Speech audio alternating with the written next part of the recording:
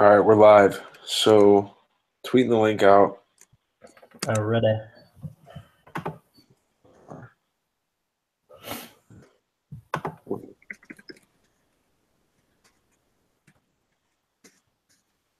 All right, I just tweeted from the FanCave account.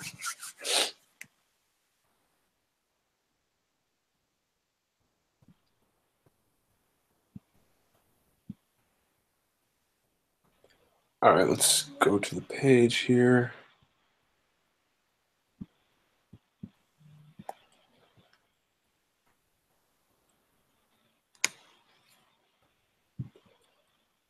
All right, we got someone in here. Wait for a couple more to get in, then we'll break it down. Break it down.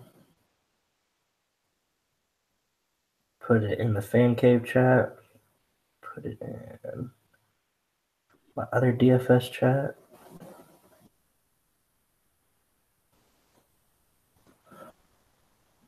Johnny just liked it, so he'll probably roll in here pretty soon. Sounds good. I don't know. See, like the one thing, I love my line right now, but I don't know how I feel about having a naked quarterback. Yeah, I mean it's kind of the week to do that though. I mean, if you're playing Smith, Carr, Brady, whoever, I mean, there's guys you can pair him with, but all right, we got 3 people in here, but I mean, I think it'll pick up. Let's see.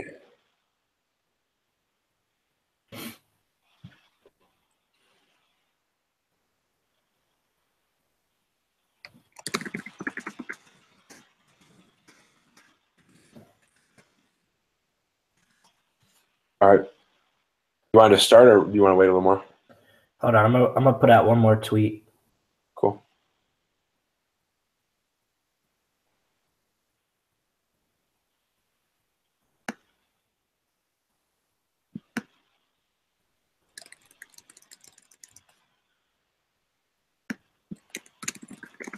All right, cool. We're starting to get more people. Let's do it. Let's do it. All right, what's up, guys? We're back for week 11. We are going position by position, like Jacob just said. Plays, fades, value plays, stacks, everything for your NFL DFS lineup for Sunday, for tomorrow. So, we might as well hop right in. You want to kick us off at quarterback at the top? Yes, sir. Hey, and just so everyone knows, Monster Energy, got to rep it. Got the hat, got the shirt. We're rocking with the rehab today. Go get yourself a can. It'll help you through this weekend and cash out. But, yeah, let's go ahead and start at the top with the dog, the GOAT, Tom Brady, who, for me, I'm locking him in. Cash games, I'm just going to lock him. It's a 55 over-under. This Raiders team is not good defensively from a passing standpoint. It's going to be a shootout. Brady's going to be involved. I'm just going to lock him in cash and make it easy on myself. What about you, Joe?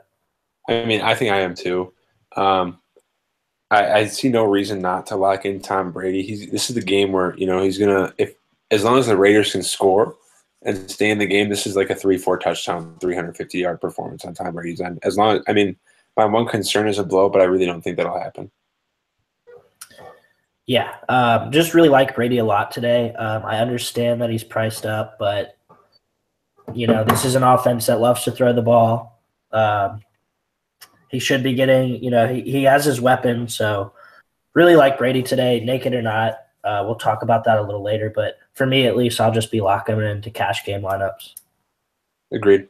Now moving down, I mean, also just quick hit, 100 more. If you want to play Carson Wentz, I mean, I don't see he's not a bad play. I just don't think he's a necessity whatsoever with Brady priced below him and the other quarterbacks we're going to talk about. Yeah, I think that on FanDuel, you kind of just go Brady and move on.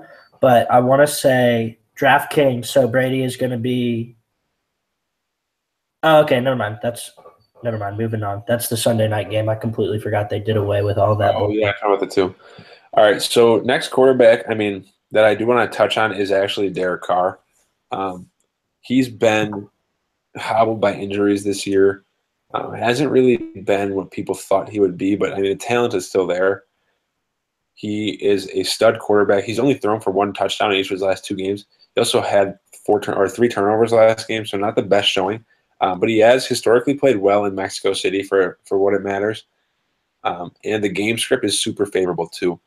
The passing game of the Raiders this week. They fall behind by two touchdowns. They're going to sling the ball. They've got competent receivers. New England's pass D is terrible. I think for 8,000, if you do want to fade Brady and still get a high over under, I think Carr is a great play. Yeah, definitely. I mean, you want to get a piece of this 55 over under game for sure. Carr is 8K over on FanDuel, 6,400 on DraftKings. I like that price a lot. You're going to get him a lot lower owned than Brady. I'm going to lean Brady in cash, but Carr is definitely a really, really nice tournament play. Like you said, New England is 30th in the pass defense, something that they just really have looked terrible in this year. And I know Carr has kind of been up and down with the consistency, but he does, flash that upside as we saw 2 or 3 weeks ago against the Chiefs. Yeah, I agree. And then we have, for $100 less, we have Alex Smith, who's last week threw his first interception, and it's week 11. He threw his first interception in week 10. He's on an 18-1 touchdown interception ratio. He's thrown the ball more than 30 times a game. And he's looking, super, super efficient. Kareem Hunt's helped a lot. He's spreading the ball around. Giants defense is just lost. That team has given up, honestly.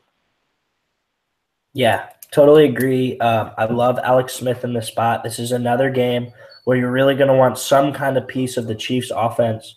So it just really comes down to construction. Are you going to play Kareem Hunt? Are you going to get a little bit more risky and not, as safe with guys like Smith or Tyreek Hill?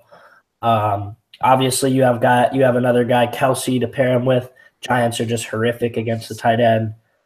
Eli Apple is terrible, so I'd assume that Hill has a safe enough floor for cash. So definitely, if you want to pair a quarterback with a wide receiver or a tight end, Alex Smith is kind of your go-to guy with either Kelsey or Tyreek Hill for me.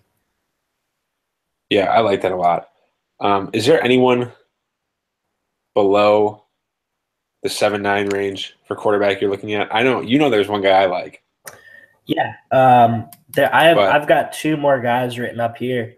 I think that for me, a criminal play that I really like. He's looked really good the last 2 weeks, and he's going to continue to hopefully look good because his job's on the line with Teddy Bridgewater back. I like a guy like Case Keenum, and I do think he's going to go overlooked because the Rams defense is great on paper. But what we need to realize is they have a really bad home road split. So the Rams give up 266 yards per game at home, which is fantastic. But on the road, it's been 392 yards per game. So, they're coming into this, Minnesota area. I think Case Keenum's fired up. I think that, Teddy Bridgewater kind of has him a little psyched up and really into his zone. So I love pairing a guy like Case Keenum with a monstrous Adam Thielen, who's just looked incredible from a point per dollar standpoint all season long. So give me all the Case Keenum and GPPs. Really like that a lot. Yeah, I like that a lot too. You like Case Keenum. One play I like, I saw Melvin mention him. I know you're not a fan of him. I don't mind Ryan Fitzpatrick this week. He was somewhat chalky for his circumstances last week, and he disappointed. But as we saw with him with the Jets the last couple of years, he has the ability to pop off because he throws the ball so much. Jay Ajayi's not there, so Kenyon Drake is not a feature back. They're going to throw the ball. Miami, excuse me. Sorry, Doug Martin is very ineffective right now. He's getting probably 10 to 12 touches a game. I think he was averaging less than 4 yards a carry. He's virtually ineffective. Charles Sims isn't doing anything. Jaquiz Rodgers isn't doing anything. That rules out the passing game. Plus, you get the return of Mike Evans against the 116th ranked cornerback according to Pro Football Focus. I absolutely love that stack in a GPP, but I love Ryan Fitzpatrick. And if you want to get ballsy in cash, I don't mind it. I'm not doing it, but I don't mind it. All right, cool. I definitely see the play. It's a dream matchup for sure. Evans really gets a good matchup coming back this week. Fitzpatrick's got the weapons. I definitely see it. Two more guys. I'll shout out Johnny real quick. So Cleveland really stops the run very well. It's something that they have all year. Those Fournette comments have me a little irked up. He's like, it seems like he's, playing, toying around. I really like Blake Bortles this week, and that's somebody you're going to get criminally owned. Shout out to Johnny who wrote him up. If you guys, kept up with his articles, I think that Bortles is going to have to throw the ball, and this is a real place where you can get cute with your wide receivers and who you pair them with. I believe we have Marquise Lee questionable. If he does suit up, I love him. Hearns is likely to be out from what I see. Keelan Cole is another guy. If both of them miss, you can look at. So there's real cheap weapons that you can pair them up and then, go get those guys like Kareem Hunt or Travis Kelce or Gronkowski, whatever you want to do. You'll have that salary cap with a Bortles wide receiver stack. Yeah, I like that. I do like that a lot. And the main focus there is the ownership leverage, and it frees up so much space in your lineup, really. That's about it for quarterbacks for me. Do you have anyone else on?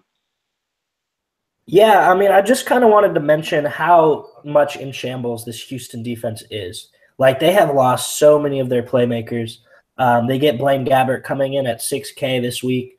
Gabbert has weapons, so I think that also with Adrian Peterson, week after week, you have to think the volume is there, but you have to think that it's going to regress, right? This guy is real old. Like, they're going to have to throw the ball eventually a lot more than they have been. So Blaine Gabbert's a guy that I look at, and I look at this Houston defense. It's not a play that I'm absolutely in love with, but, script-wise, it could definitely work out. Yeah, I can see it. And I think we'll hit on Blaine Gabbert a little more when we talk about the wide receivers too. Running back. Clutch, you mentioned Brady being just a lock and walk away from it. That's how I feel about Kareem Hunt this week. And I think much of the industry does as well. Much as I really love Todd Gurley, I just see the game script working in Kareem Hunt's favor more than any other player on this slate. This Giants team is ranked 30th versus the rush right now. They don't have any fight left in them. They don't care.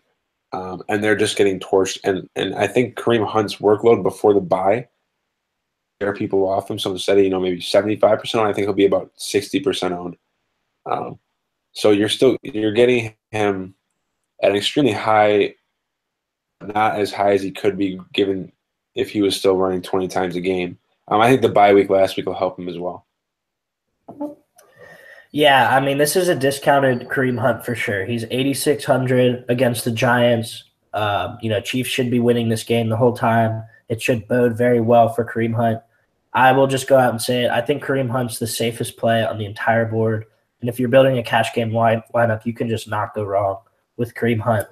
I'm having trouble fitting him with my current construction, but I'm going to do everything I can to fit him. The problem that I have is I just love this Chiefs offense so much that if I play Kareem Hunt, I don't really want another piece from that.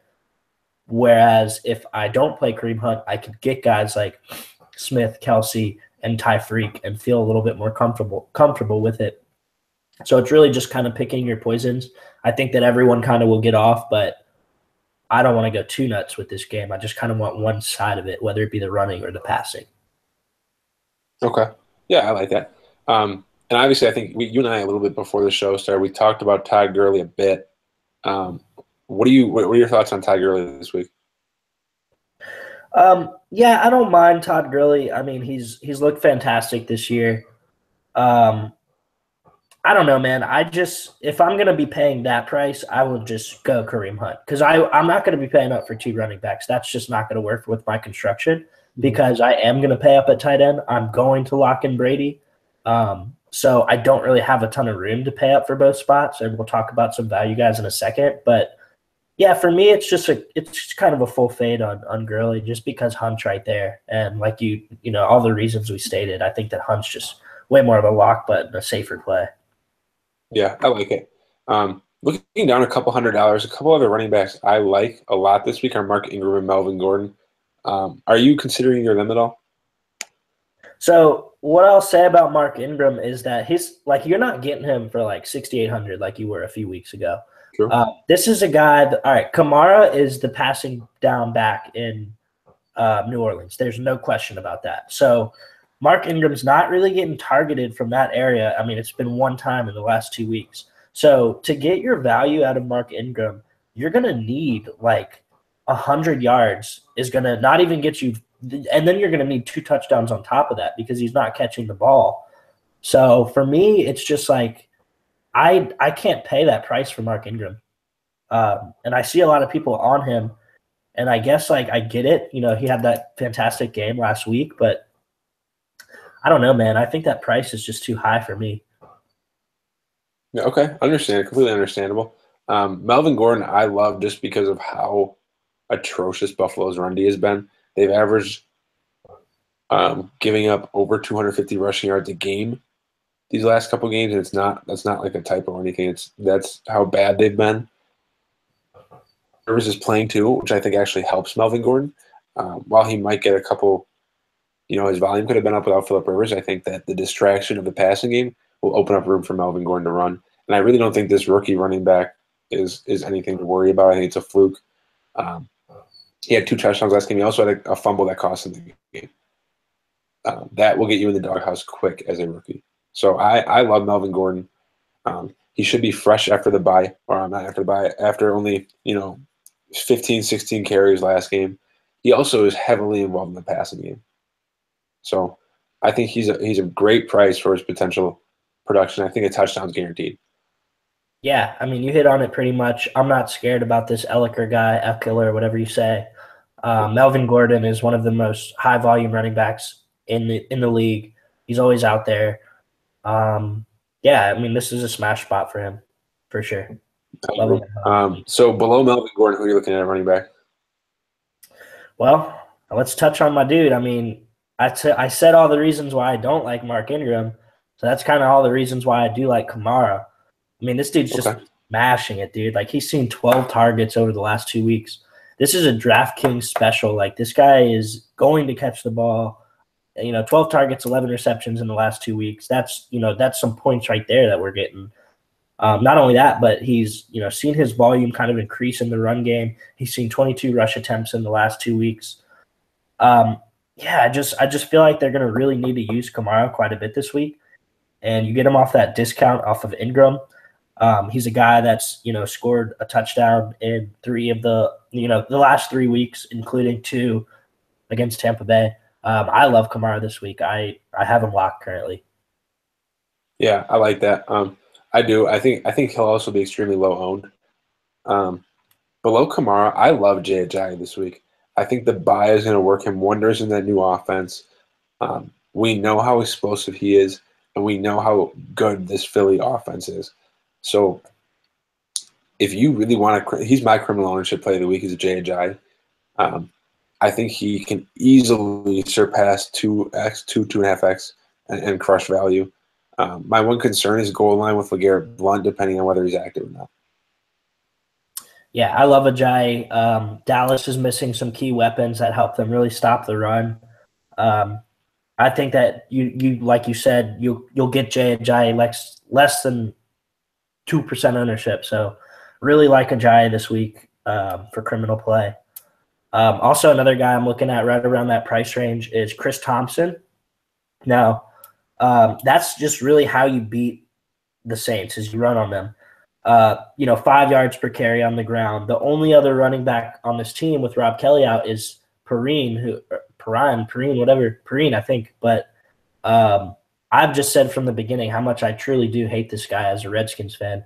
Yeah. He fumbles the ball in key situations. He fumbles the ball in non-key situations. He fumbles the ball when he's not even on the field. This man will fumble. He has butters on his fingers. Like, he's going to fumble the ball. This is Chris Thompson's team. This is his backfield. Love Chris Thompson this week. I think that if the Redskins want any kind of chance in this really high over-under game, they're going to have to utilize Chris Thompson. I mean, their weapons in the pass game are a little bit limited, and I think this bodes really well for Chris Thompson. Yeah, I agree. I know Melvin's on Chris Thompson too. I'm talking to him about him versus McKinnon right now, and I love Jerick McKinnon. we talked about him a little earlier, and we read some articles that Nova Duel sent us. And one thing that really stuck out to me is that the amount of times Wade Phillips blitzes in a game is ridiculous. To counter a blitz is through counter plays, trap plays, and that's 70% of the runs McKinnon has. So this game script 100% favors McKinnon over Latavius Murray this week. I think he's a lock for 18 to 22 touches. And the Rams, what was the stat you gave me about the Rams home road splits? Yeah, they've been giving up 266 yards per game at home, but 392 on the road. So, yeah, I mean, I love him. I think he's a very versatile back. And for 6,400, I think the value is awesome. Yeah, man. I mean, this is McKinnon just got 2 weeks ago. He got targeted 3 weeks ago, whatever, with the bye. He got targeted 10 times in Cleveland. This is a guy that they love to utilize. I mean, like you said, since the Dalvin Cook injury, he's gotten 18.2 touches per game. So the volume is there. The price is down because of, that game script not fitting him well in Washington. I'm liking McKinnon quite a bit the more I look at it. Yeah, I like it a lot. Now, 6'4" that you like. I mean, I was looking at Deion Lewis and Rex Burkhead a little bit. I think this favor Rex Burkhead, but I won't be playing him in cash. Yeah, I don't like Rex Burkhead too much this week. I mean, his price is low. I get it. He's got the high over-under. But I think for those reasons, he'll be a little bit more owned than I would want to get out of a guy like that. Like, he's not safe enough for cash. So, if I'm getting him at 15% in a GPP, I don't even want that. So, yeah, not really looking there. I guess we can definitely shout out Johnny with one of these plays down here. He had written up Alex Collins. And I do like that quite a bit, against Green Bay. This guy runs with authority, the most authority in that Baltimore backfield. So, yeah, could see a big game from him. I like it. Other than that, I'm not really – I mean, I think one player I think will actually be, owned higher than we expect is Jamal Williams, just because he's the only healthy running back in Green Bay. And Baltimore does struggle with the run. The only issue I have is, while they're going to use him like a feature back, he averaged 3 yards a carry last game, and it just, I don't know, this offense is something I'm really it hurts as a Packers fan, but I'm staying away from this offense until Aaron Rodgers is back. Yeah, I totally agree. Not somewhere that I'm looking to go against Baltimore. All right, so moving on, wide receiver. My opinion, I think Michael Thomas is overpriced. Big yards and a lot of catches, but I never see him score a touchdown. I don't know. Yeah, I mean, I will say that. I mean, he has a safe floor for cash, although his price is definitely up there. It's something you really got to look at. I mean, this guy's getting targeted a lot. You have to think a touchdown's coming eventually. I think that he's safe enough for cash if you have that salary, but if your construction's looking like Joe's or eyes, then you probably won't. Yeah, agreed. Now, looking down, you have a lot of those, 7K receivers that are really in really nice spots this weekend. This is where it gets kind of fun because I think ownership is really going to be spread out. Definitely. I'm off of AJ Green personally. Are you on him at all? No, that's Denver. You want to attack at the tight end. We'll get into Croft a little later, but that's not somewhere where you want to look. Especially coming into Denver. No, thank you. Yeah. So the player that I'm on right now is my wide receiver one is Mike Evans. I know Clutch is scared off by Fitzpatrick, but I mean everything is working in Evans' favor this game. He's chip on his shoulder from returning from suspension, going up against the 116th ranked cornerback.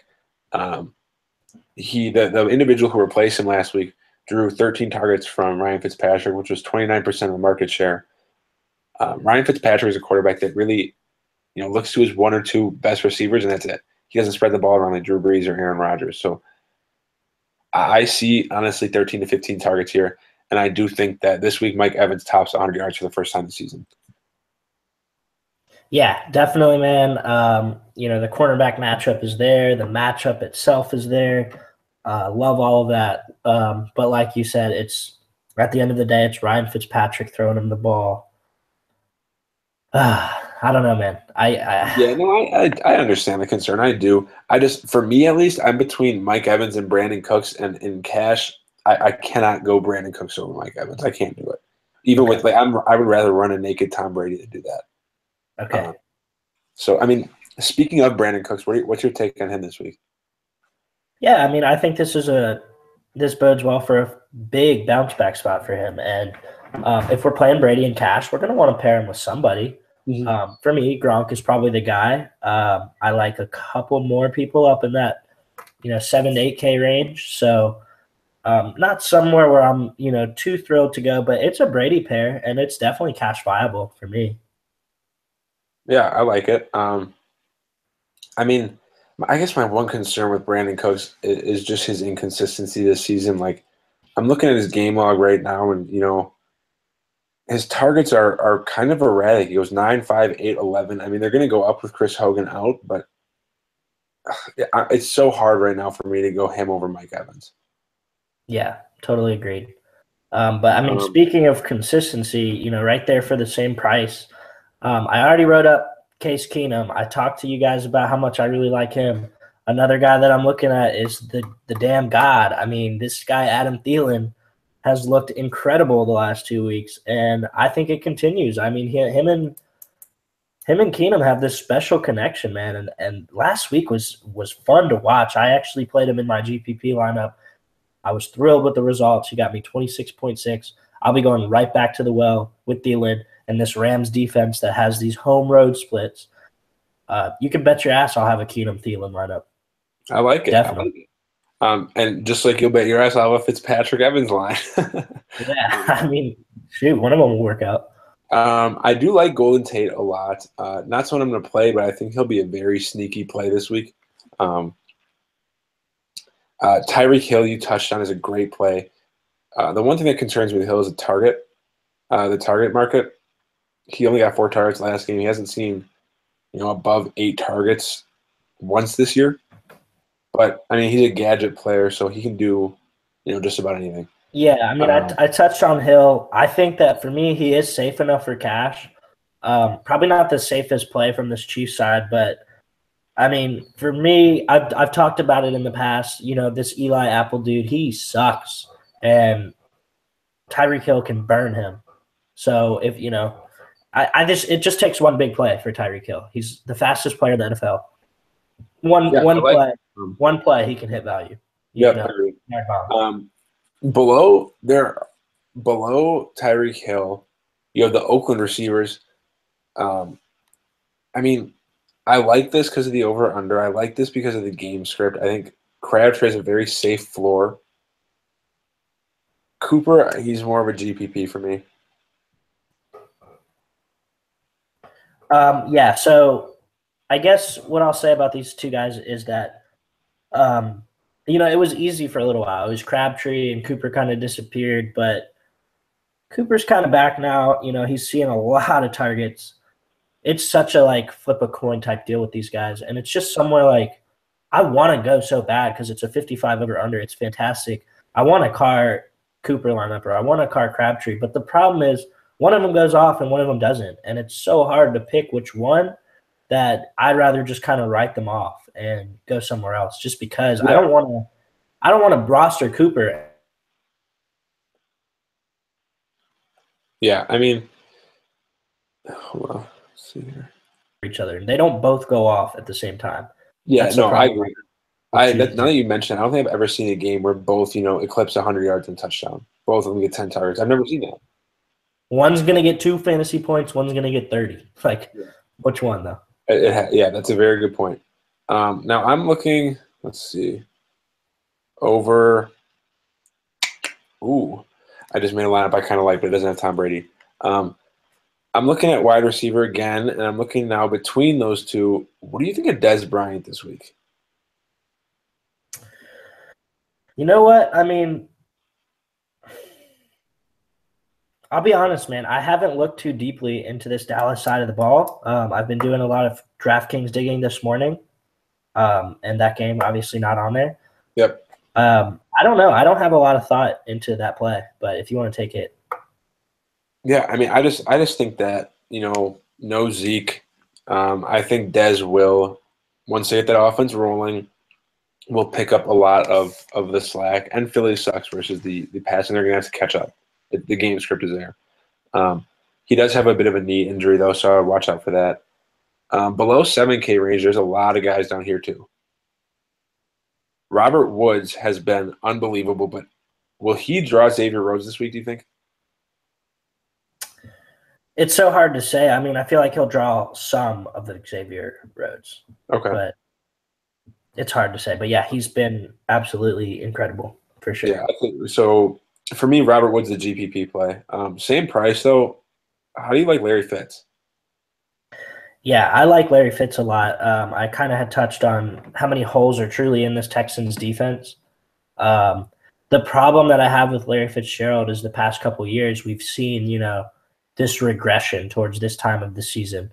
He starts to wear down. He's older, and I don't know how much longer he can go, man. I mean, this guy has been, wear and tear all year. So that's something that's definitely concerning for me, but I love, love, love the matchup. And this Texans defense is a mess. And I have, spoke very highly about them all season long, but they have just lost so many playmakers that it's just ugly over there. So gotta like him. I agree. I mean, there's no reason to. I mean, Houston went from being like this really exciting young surprise playoff team to absolutely nothing in a week. Yeah. It was insane. Yeah. I mean, that's definitely a spot you can attack for lower ownership. Looking down a little more, there's two guys I'm looking at that are 6,500 that I like. Sterling Shepard, and if he plays, I like Marquise Lee. It actually says Lee doesn't carry an injury designation now, so he will be active. Without Allen Hurns, he'll slide in as a number one wide receiver. Last 2 games, he's seen 11 and 12 targets. So the 25-mile-per-hour gusts of wind in that game do concern me, but if you really want to get cute in a GPP, I think Lee is a great play. I think Sterling Shepard for same price. If you're looking at 6,500, Lee's GPP, Sterling Shepard is cash. Shepard's a cash lock for me. Yeah, I like that quite a bit. I love both of those plays. I have Sterling Shepard in my cash right now. I mean, dude's just been, kind of their last glimmer of hope over there in New York. So you can expect him to keep getting the ball. And yes, with Hurns out and Lee playing, I absolutely love Lee. Yeah, I didn't really realize that about the wins. That's something I'm going to keep an eye on. But if they die down a little, or if this game's starting to look a little bit, pass friendly, Marquise Lee might end up in my cash game lineup. And I mean, hey, Leonard Fournette's hobbled with an ankle injury too, so that might end up pass friendly, sooner rather than later. So that's definitely something to keep in mind. Who else do you like, value plays for wide receivers? Yeah, so a guy that scrolling down just a little bit to the $6,000 range, a guy that I've really become more accustomed to this morning is Jeremy Maclin. I mean, this guy has seen 9, 5, 8, and 6 targets in the last 4 weeks. The volume is there, and the matchup is gorgeous against the Packers. The Packers have been kind of moving the ball a little bit more recently, so I think that this game can stay competitive, and I think Maclin's in for a big one. He's put up 12 and 13 fantasy points. He's, his ceiling isn't tremendous, but if he can get me 13, yeah, I'd like that all day at 6K. Yeah, I like it. I do. One player I like that's lower than 6K, excuse me, he's actually 5'4". A virtual lock for me is Jamison Crowder. No Terrell Pryor, no Jordan Reed, and now no Ryan Grant with a concussion. That leaves Josh Doctson as the number one on the depth chart. He will be shadowed by the Saints' number one wideout, who for me, I can't remember his name, but he's actually one of the top 5 cornerbacks this year. So that leaves me to think that there's going to be so much production out of the slot for Jamison Crowder this week. He's received 13 and 11 targets the last 2 games. 123 yards 2 games ago, only 76 yards, only 4 catches, but did turn it into 76 yards last game. Running game in the red zone is not there anymore. Rob Kelly was their bruiser, so they might throw more in the red zone as well. And that's where slot receivers really thrive. So I love Jamison Crowder this week. Yeah. And this is a high over-under game, guys. And like Joe mentioned, there's just not that many weapons in Washington that they can utilize. So volume, again, 24 targets in the last 2 weeks. Definitely love that play. Anyone else for receivers you like? What about Keelan Cole?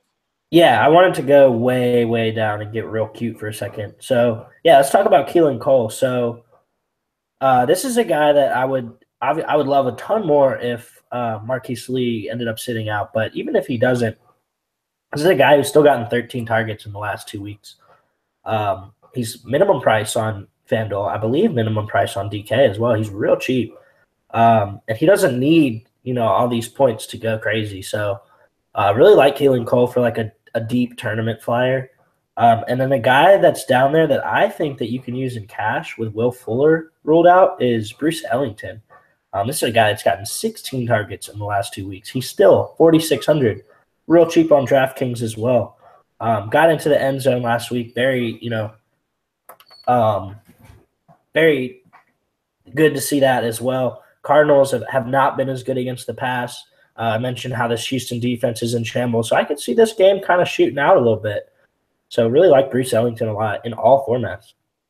Yeah, I like it.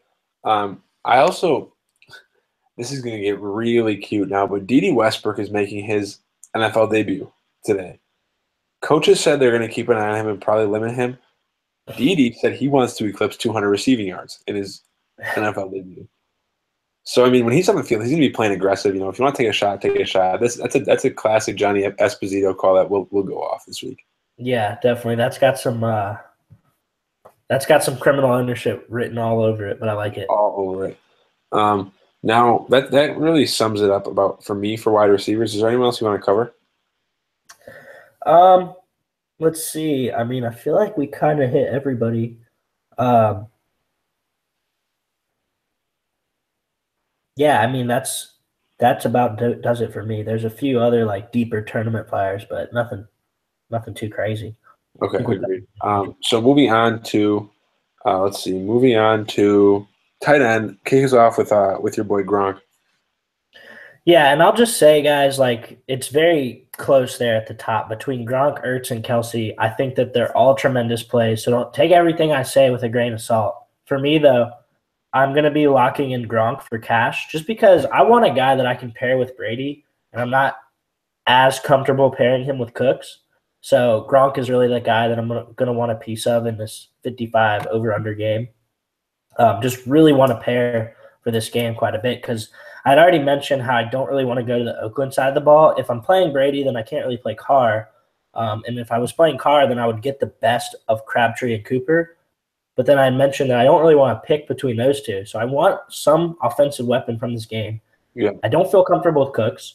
I'm not okay with Burkhead. And Gronk is kind of my guy right there. Yeah, you can make an argument for Kelsey, Ertz, and Gronk. They're all fantastic plays. It's like kind of like 1A, 1B, 1C. It's not really 1, 2, 3. So it's I 100% agree. I think the odd man out in those three is actually Zach Ertz this week, as odd as it is, just because Travis Kelce obviously draws the easiest matchup on the board that tight ends have had all year. All 10 weeks, a tight end has scored a touchdown against the Giants. Mm-hmm. Kelce is he last week led the team in targets, catches, and receiving yards. Also scored a touchdown. He has scored a touchdown in 3 straight. Has 7 catches in 2 of the last 3 games. Has had at least 9 or 7 targets in 5 of the last 6 games. I mean, he's their passing offense. He's a 1A to Tyreek Hill's 1B. I think 7,500 is also an extremely reasonable price for his ceiling. Yeah, I've been having to keep my eye out the window all season long just because like I felt like such a criminal. I got this guy Kelsey for $5 in an auction draft. So I just feel like such a criminal. I feel like the police are after me with that steal. So Kelsey's been fantastic for me all year. Giants have been terrible against the tight end. Love that play. I guess if you had to rank them, for me, I leaned Gronk just a tad bit for the reasons I mentioned, then Kelsey, then Ertz. See, I go Kelsey, Gronk, Ertz. Okay. But the thing is, then you have Evan Ingram right there. He's close too. Yeah, for sure. This is a week where, I mean, for tight end, in my opinion, you either pay up for Gronk or Kels, or you're paying down for Vernon Davis. Those are my 2 options. Okay. Is there anyone in between? I mean, I actually don't mind Jared Cook. He has actually seen a lot of targets in this offense, but 5,600 is kind of that gray area for tight ends that I really don't ever, look to. Tyler Kroft is another one I don't mind. Yeah, I love Kroft just because Denver's where you really want to attack the tight end. They're so good at defending everything else. Kind of leaves a lot of room up the middle. So Kroft could see a lot of the passes just funnel his way. But looking at it now, between Vernon Davis and Kroft, I'd have to lean Vernon Davis. This guy's seen 20 targets in the last 2 weeks, and this is such a high over-under, and the Redskins are going to have to throw the ball to somebody. You had already mentioned Jamison Crowder. I think Vernon Davis is another weapon that they'll have to look to. So yeah, I could see Vernon Davis for sure. Okay, I like that. Do you have anyone else in tight ends you want to cover? Yeah, I mean, not really, man. I think that this is kind of that week where you either pay up or you pay down and get like a guy like Vernon Davis. I guess I'll mention real quickly Mercedes Lewis, just because Cleveland is historically very bad against the tight end as well. I don't mind that if you really want to get cute. Fedorowicz is down there. I don't know. I mean, it's just like if I'm going to go down and get someone from that range, I'll get Vernon Davis or Kroft. But for me, I'll likely be paying up at QB, paying up at tight end in cash. That's kind of looking. Yeah, I like that. So moving on to kicker, obviously we'll spend very little time here. If for some reason you have $5,300 to spend on kicker, just go Greg the Leg. I mean, he's a tank. That offense is scoring a ton. He's at 17 in 3 straight weeks. He's a god. I like Jake Elliott. The kicker I have my eye on is actually Brandon McManus, and I think he'll come with some lower ownership. Denver at home, the air's thinner, obviously. They will be able to kick longer field goals and trust him with that. Cincinnati also gives up the 3rd most field goal attempts per game. And the combination of that and the red zone struggles of Denver actually bode really well for a kicker because, they're not converting the red zone, they're kicking field goals. Yeah, for sure. I mean, kicker is kind of just like, see what salary you got and work with that. Obviously, Greg the Leg's the GOAT if you have it. Really like Jake Elliott, primetime spot kickers have worked out very well the last couple weeks. And this guy has an insane floor. I don't think he's ever scored less than 10 fantasy points, maybe other than that first week he got 9. You had touched on McManus. I like that. And then a min-price guy, if you don't really have the salary like myself, I really like Mason Crosby.